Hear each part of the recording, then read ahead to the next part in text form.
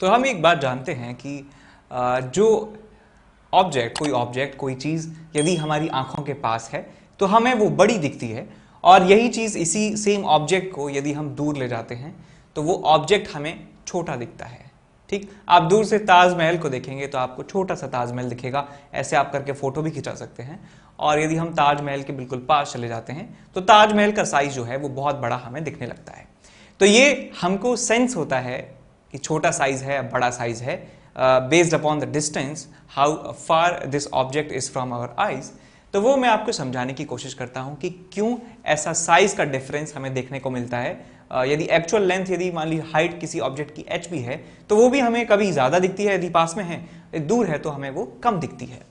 तो हम जानते हैं कि आंख जो होती है, आंख के अंदर एक वेरिएबल फोकल लेंथ का लेंस होता है, कन्वर्जिंग लेंस होता है, राइट। सब लोग जानते ही हैं ये कन्वर्जिंग लेंस यहाँ पे होता है सिलियरी मसल्स की वजह से, की हेल्प से इसकी फोकल लेंथ को एडजस्ट किया जा सकता है।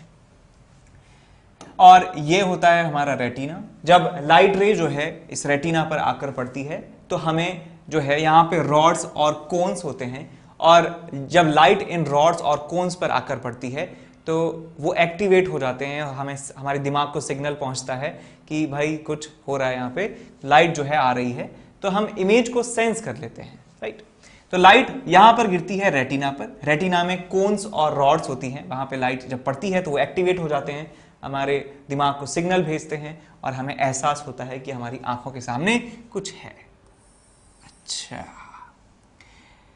तो मान लीजिए कोई एक ऑब्जेक्ट है जो यहां रखा हुआ है, ऑब्जेक्ट की हाइट जो है लेट्स से h के बराबर है, तो यहां से एक लाइट रे जो निकलेगी और इस ऑप्टिकल सेंटर से पास होगी तो ऑलमोस्ट अनडेविएटेड जो है वो निकल जाती है, अनडेविएटेड जो है वो निकल जाती है।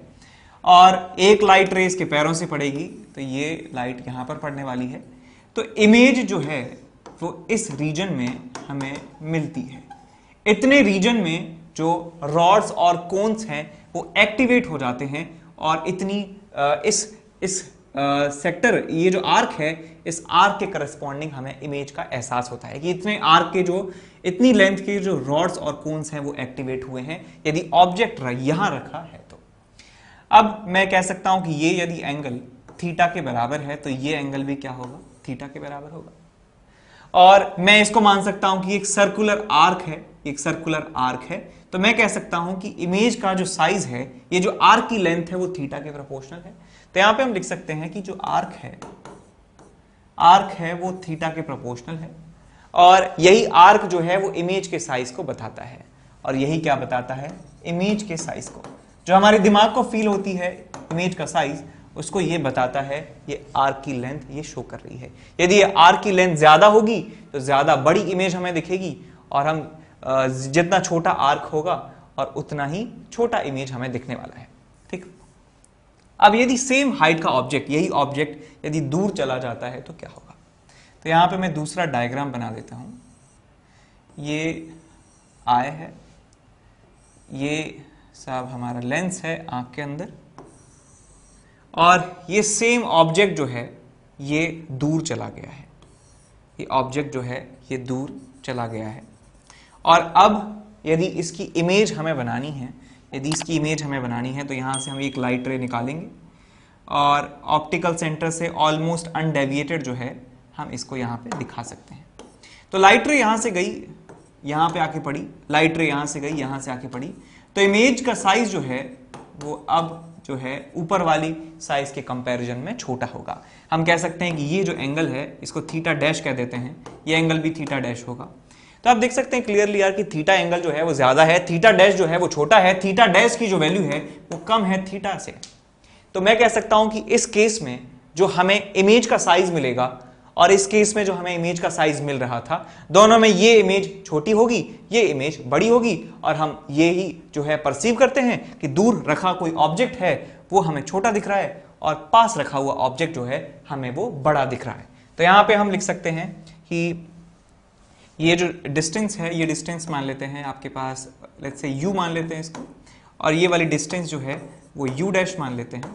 तो आप समझ गए कि हमारी आंखों को जो साइज अपीयर होता है, हमारा दिमाग जो परसीव करता है सिग्नल, वो डिपेंड करता है इस एंगल पर। ये एंगल को कैसे हम बताएंगे कि इस ऑब्जेक्ट के द्वारा जो सबटेंड किया जाने वाला एंगल है, जो लाइट का सोर्स है उसके द्वारा आंख पर सबटेंड किया जाने वाला एंगल जो है, ये एंगल डिसाइड करता है कि उस इमेज का साइज जो है वो कितना है और हमारे दिमाग को वो साइज कितना परसीव होगा। वो हम कंपेयर करेंगे किससे?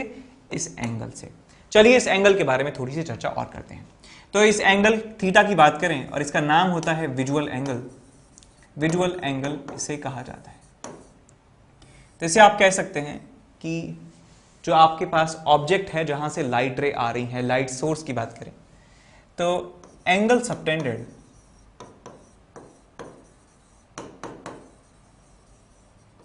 बाय, कभी हो सकता है ऑब्जेक्ट ये काम करे, कोई मतलब रियल ऑब्जेक्ट काम करे, हो सकता है लाइट रेज जो है कन्वर्ज हो रही हो, कोई कुछ भी हो सकता है। यहां पे लिखूंगा मैं by light source,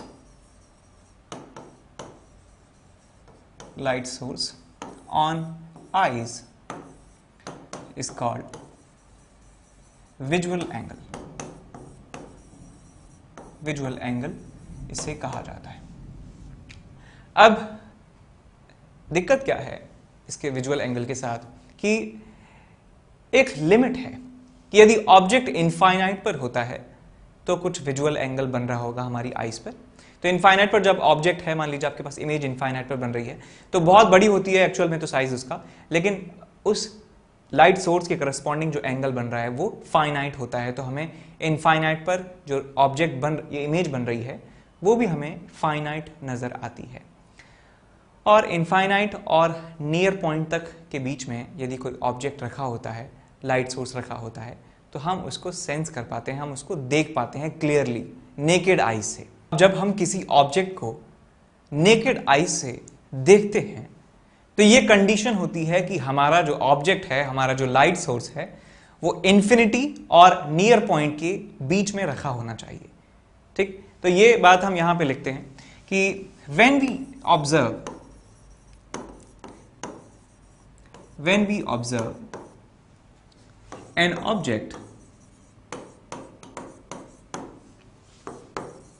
from naked eyes,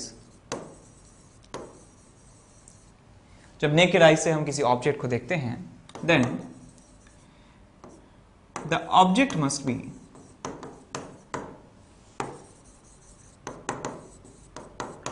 B placed between infinity and near point. अब नियर पॉइंट जो वर्ड है ये आपने 10वीं कक्षा में पढ़ रखा होगा। यदि ये नहीं पढ़ रखा तो मैं आपको फिर से बता देता हूं कि ये वो मिनिमम डिस्टेंस है आंख से जिस मिनिमम डिस्टेंस पर हम क्लियरली किसी चीज को देख सकते हैं। कि ये यदि पेन है मेरे सामने, यदि ये पेन काफी दूर रखा है तो मैं क्लियरली इसको देख पा रहा हूं कैजुअली, लेकिन जैसे जैसे मैं इसको पास लेके आऊंगा एक लिमिट है कि मैं इतनी कम डिस्टेंस पे इसको सही से नहीं देख पा रहा हूं, क्लियरली नहीं देख पा रहा हूं। तो एक डिस्टेंस होती है, दैट इज एक नॉर्मल ह्यूमन के लिए 25 सेंटीमीटर होती है, कम या ज्यादा भी हो सकती है, एवरेज बता रहा हूं। एवरेज 25 सेंटीमीटर की डिस्टेंस पे हम इसको क्लियरली फोकस कर सकते हैं, क्लियरली हम इसको देख सकते हैं। तो वो डिस्टेंस जो है वो कहलाती है, जो पॉइंट होता है जहां से डिस्टेंस मेजर की आंख से उस पॉइंट तक की, वो डिस्टेंस होती है डी और वो पॉइंट कहलाता है नियर पॉइंट। ठीक, तो यहां पे हम बात करते हैं सो मैक्सिमम एंगल, तो यहां पे लिखेंगे so angle subtended by object placed at near point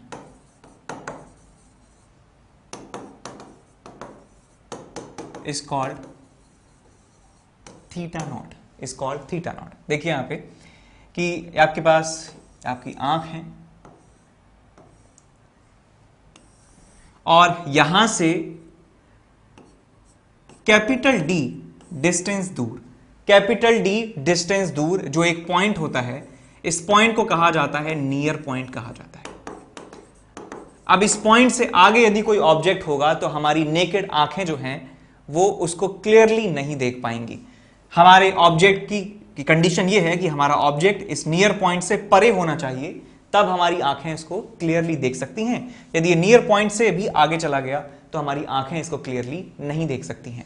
तो मैं कह सकता हूं कि ये यदि आपके पास नियर पॉइंट है और नियर पॉइंट पे रखा हुआ ऑब्जेक्ट, नियर पॉइंट पे रखा हुआ ऑब्जेक्ट जो एंगल बना रहा है, जो विजुअल एंगल बना रहा है, उस एंगल को कहा जाता है थीटा नॉट।